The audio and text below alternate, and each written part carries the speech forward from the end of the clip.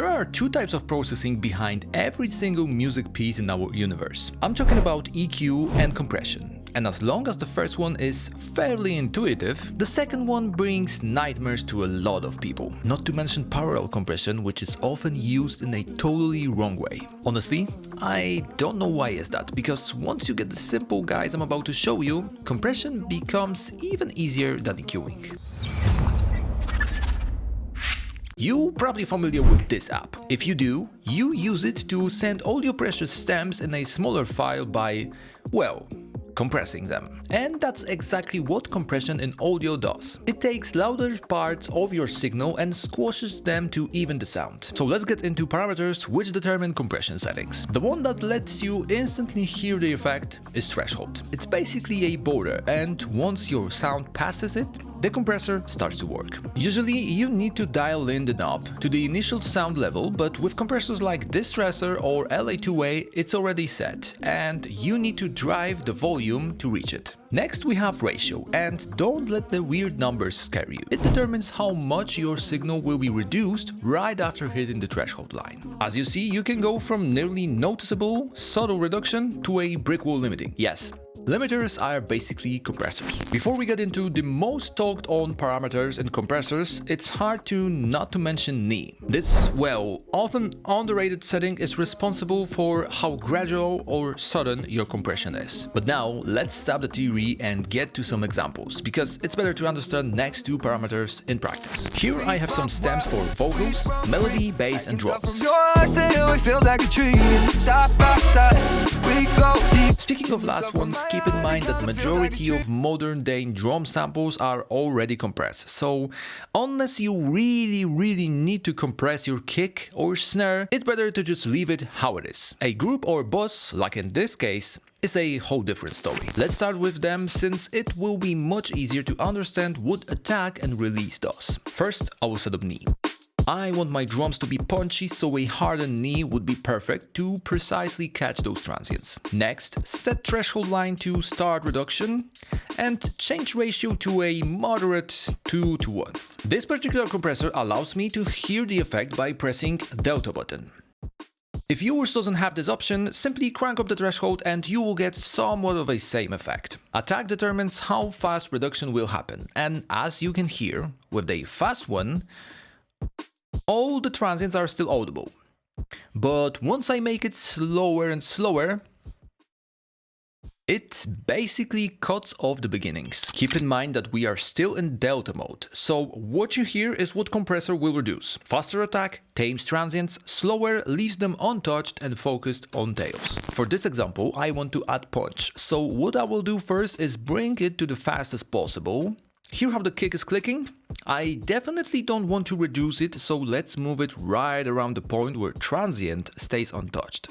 But attack is nothing without release. Although controls are the same, a very slow release simply don't let the signal get back under the threshold line. If I speed it up, you can hear how it grabs the sound and, well, releases it back to the original. So let's combine what we have here to come up with compressed and dynamic drum bus. What always works best is to set up a slower attack and try to dial in release time exactly to the point where it follows the groove.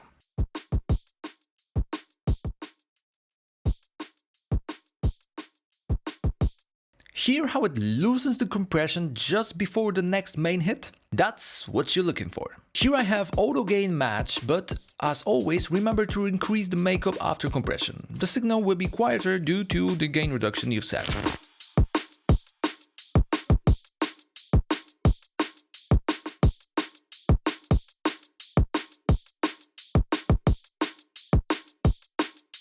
Knowing those settings will allow you to operate basically any type of compressor, with a few exceptions like 1176 where attack and release knobs are working in opposite direction, or LA2A, which doesn't have them at all.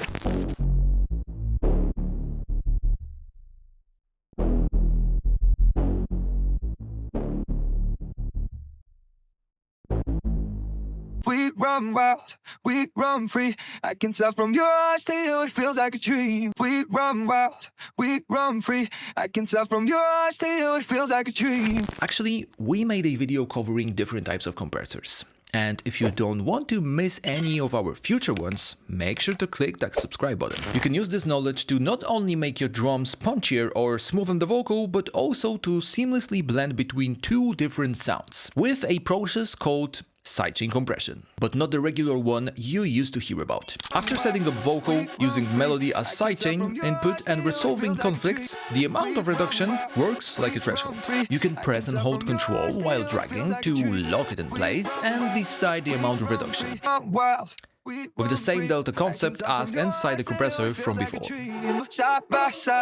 It's totally up to your track how attack and release should be set, but in my case I want the reduction happen fast, but not to the point of cutting the impact of those synths.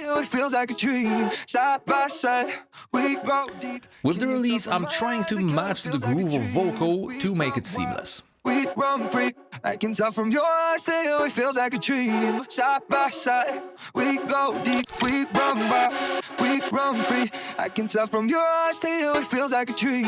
Side by side, we go deep. Can you tell from my eyes, it kinda feels like a dream. We run wild, we run free. I can tell from your eyes to you, it feels like a dream. Side by side, we go deep. Can you tell from my eyes, it kinda feels like a dream. You know what? I realized I forgot something.